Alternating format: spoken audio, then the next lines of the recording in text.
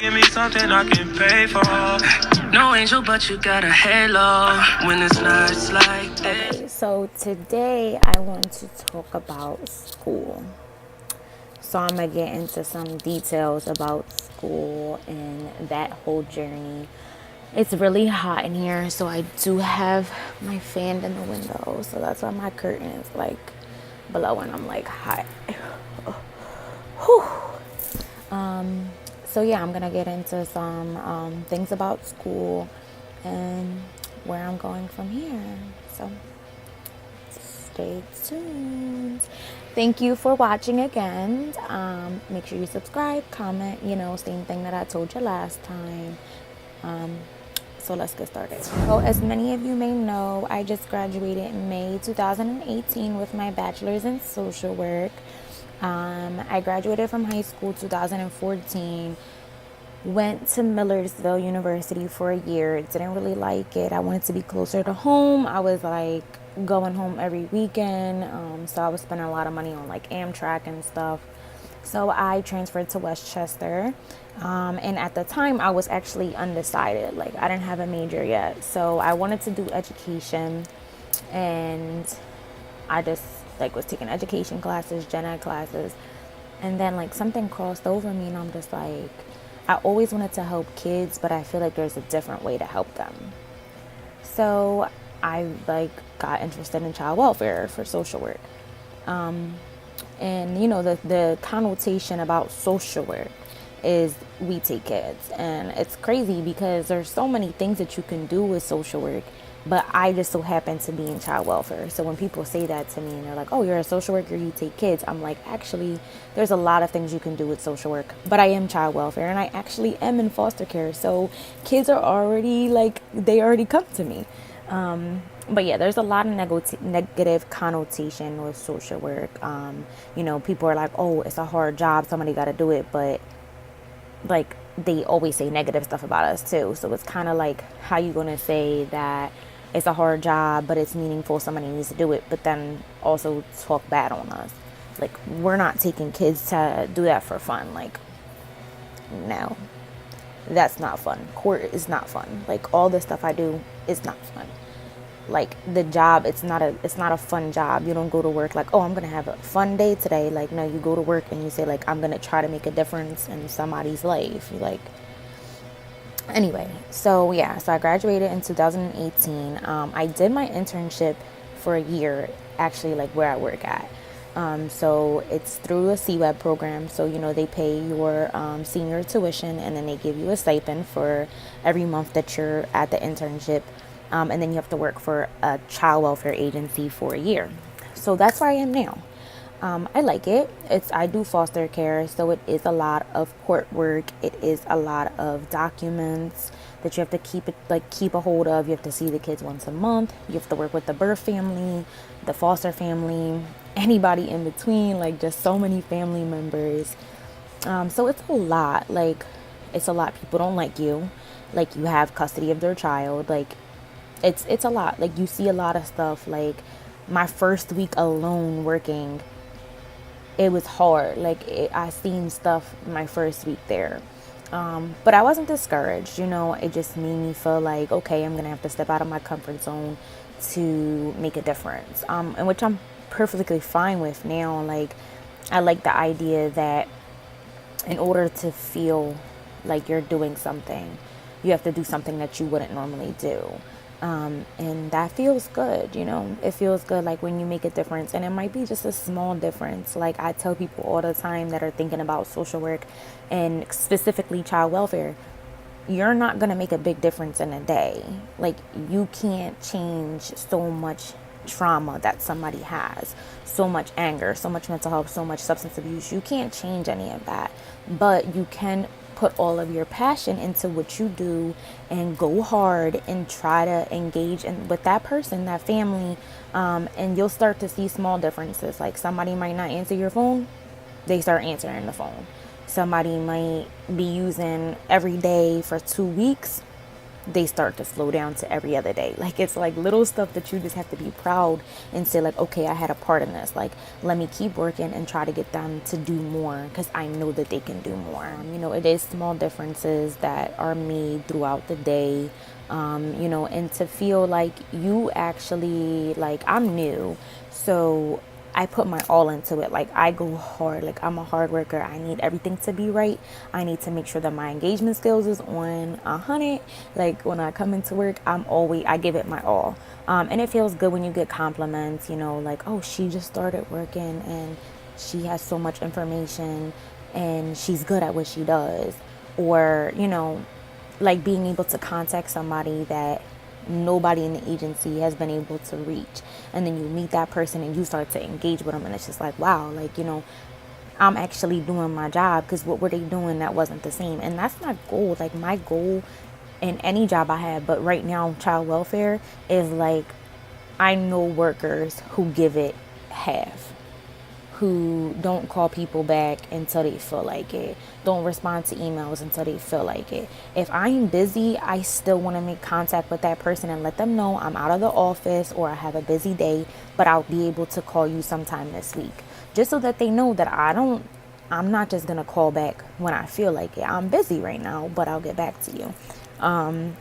So that's my main motivation, is to just give it my all, and one day try to change the system a little bit, and possibly like change people's mindsets about child welfare, so that they know that we're not just bad people that just want to come and rip your families apart. Like, we actually want you to have your kids, but you just have to do what you got. Like, you got to listen to us. Like, we're trying to help you, but it is hard. It's hard, and like, you're not in their shoes, so you don't understand how they really feel about you. Like, you're doing your job, but one thing I always have to remember, especially like, I do have bad anger, I will say. Like, I do have a little attitude problem. I do get mad at things.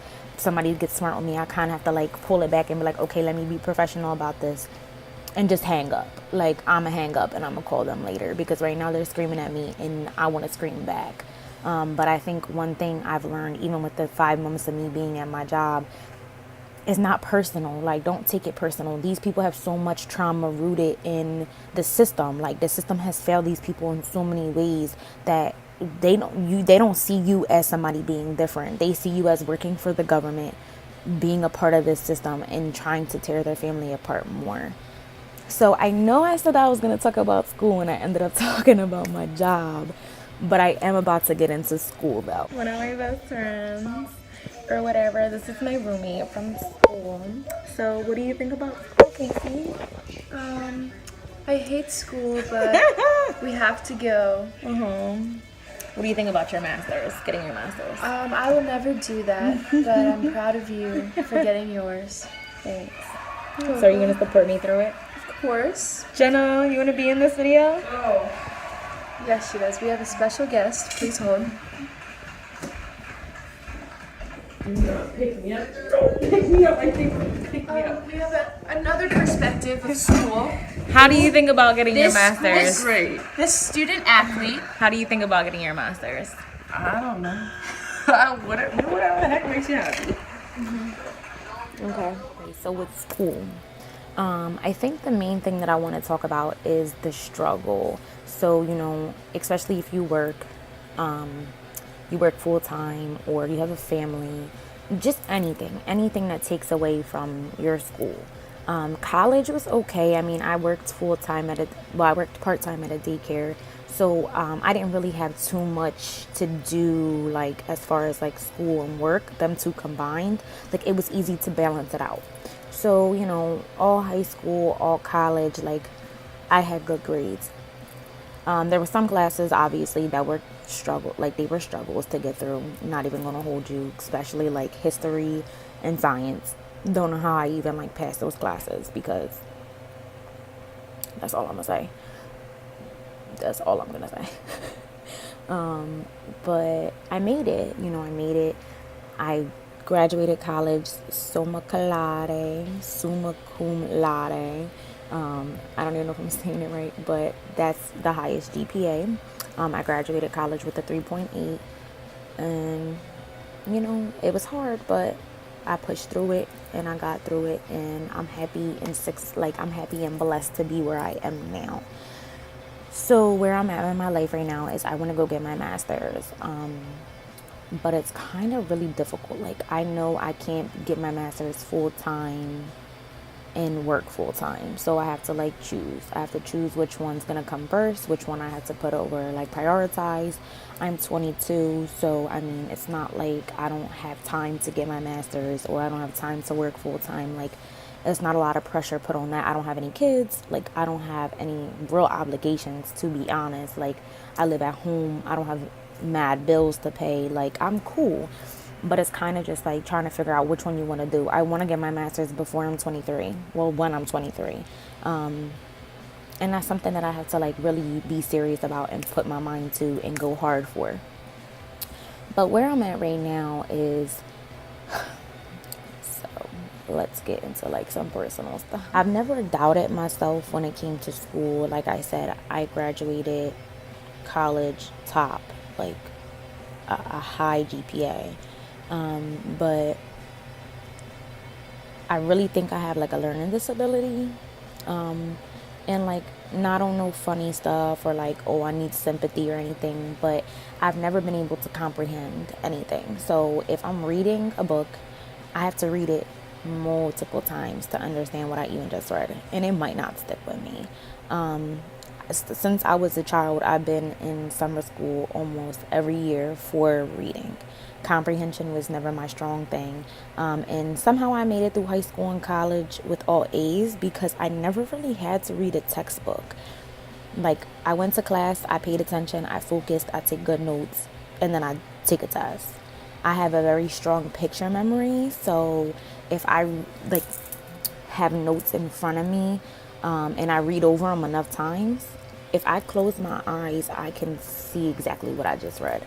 But with textbooks, it's not like that. Those paragraphs are too big.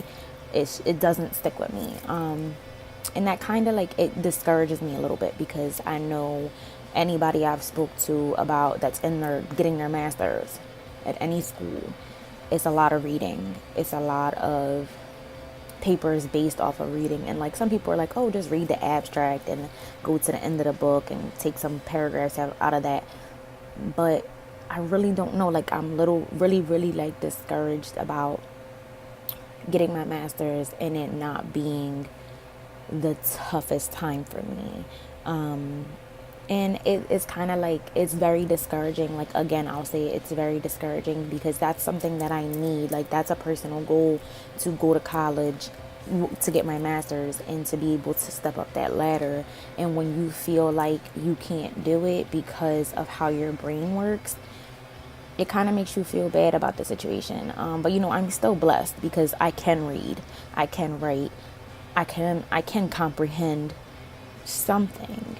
And you look and you like it does make you like grateful a little bit because you realize that there's people that can't comprehend anything and can't read, can't, blind. Like, there's people that have it so much worse than you. But it just kind of like, it kind of makes you upset though. It makes you upset when you feel like you might not be good at something because of something that might be hindering you from getting there. So where I'm going to go is I'm going to see if I can be evaluated and maybe get some supports in that aspect. So when I do get my master's, you know, I will have the professors, they'll be aware of the situation, and it's not kind of like, oh, she's just saying she doesn't want to read. So yeah, if there's any advice on that, if anybody struggles with that, I would definitely like some advice. Only because like I've never felt like this before, you know, I never felt like this was something that I had to do in order to be successful, and now I feel like it is. So if there's any advice on that, please shoot it my way so I can utilize it. So that's really it for today. I mean, I talked a lot about school, I talked a lot about my job, I talked a lot about stuff that like it's not like sensitive and like, oh, I don't want to talk about it, but it's kind of like hard to admit it. You know, it's, nobody really wants to say that they fear being successful, but that's a legitimate feeling. That's a valid feeling. So, you know, post your feelings on this video. Leave me some comments, some feedback. Yeah, and stay tuned. So my next video hopefully is gonna be, I took another Ancestry DNA, and I made a video doing it, I guess. I don't remember what I did. I took a video unwrapping it and saying that I was gonna do it, and like I'm just waiting for my results to come back. So my next video was probably gonna be me getting my results, depending on when the next time I post this. But thank you. Tune in soon.